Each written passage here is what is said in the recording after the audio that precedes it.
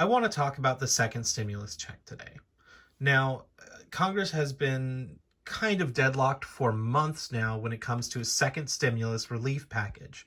Uh, Now, in December, just a couple days before Christmas, it looks like they're finally close to making a deal. However, as of a couple hours ago, Donald Trump did say that he is pretty much unwilling to sign the bill if the stimulus checks to Americans are at the $600 that Congress finally pushed through. So we do need to take that into consideration here. All of this math is in regards to the originally proposed $600. Um, and so what I want to talk about is just in the simplest terms, look at the case of two bakers. We're going to be comparing a baker in 2020 to a baker in 1918. You already have the numbers up there, but I'm going to walk you through it, okay?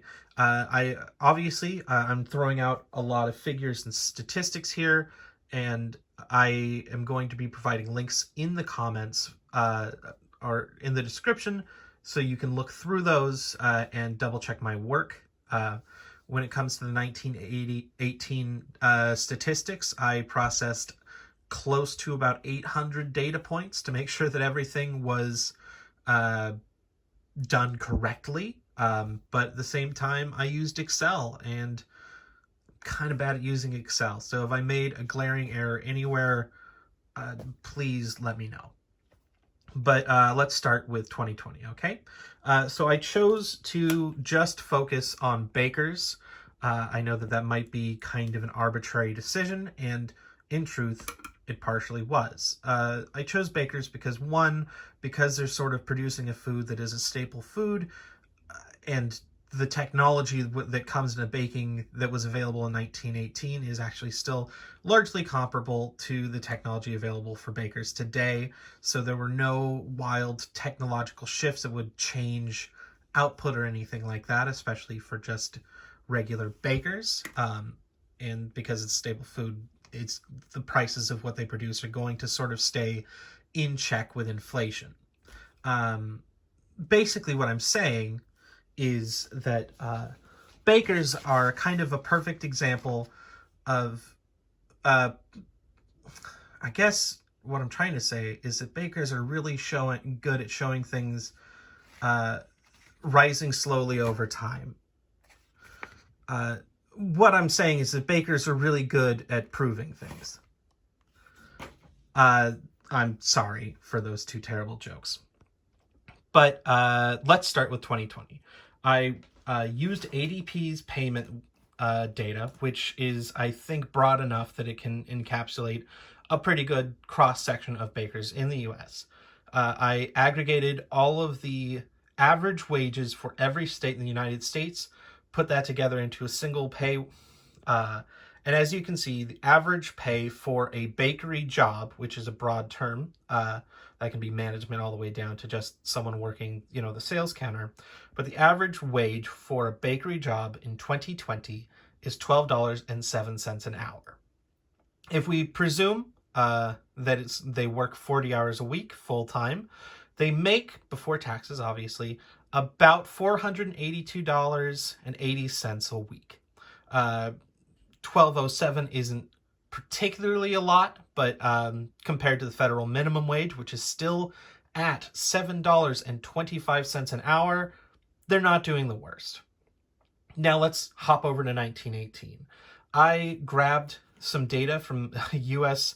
labor statistics from 1918 that measured all of the different pay minimums for all union bakery jobs throughout the entire United States.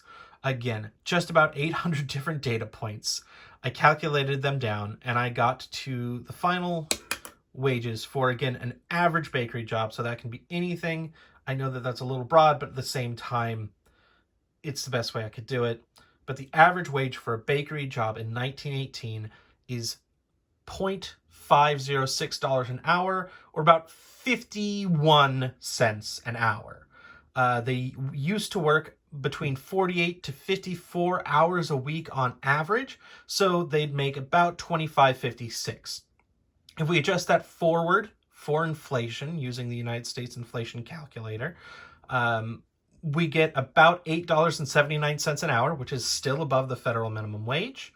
And they make about $440.49 a week. If we adjust those numbers, though, so that's more reflective of the modern 40-day or 40-hour work week, we can see that they make just about $11.01 an hour, which compared to the 2020, which is $12.07 an hour, what that sort of calculates out to is that the difference in wages adjusted for inflation is the difference of about an increase of 1 cent a year between these two dates. So for the purposes of this comparison, I'd say that they're close enough for jazz. Now, here's what I want to talk about, though. I don't care about the adjusted for inflation wages. We can just cross those out. We're just going to be talking about the actual wages in 1918 for a bakery worker. And we're going to propose the hypothetical that during that pandemic, the Spanish flu, that worker was sent the same $600 that Congress decided was good enough to send to us today. And here's where it gets fun. So just covering, again, 50 cent an hour wages, $25.50 a week wages. The time that it has been since our last payment is just about 35. When I post it, it's actually going to be 36 weeks since we got that $1,200 payment first sent out. I did this count from when I got my payment. I was pretty early on, so it might be slightly longer time period. However, just for this example, we're going to talk about this. Again, $600, and we're going to divide that by 25.56 a week. Even if we do that, what we are left with is 23 and a half. Well, really, it's 0.474, but I'm going to round up just to be helpful. 23 and a half weeks of wages covered, which means a remainder of 11 and a half or 12 and a half weeks. Which is to say that if we were to send $600, our $600 stimulus payment back in time to try and cover the wages of a baker that was impacted by the Spanish flu, it would be inadequate to cover their wages for the entire amount of time that has passed since our last stimulus payment. In fact, they'd still be out of pay for 11 and a half weeks. And that's when they're making 51 cents an hour.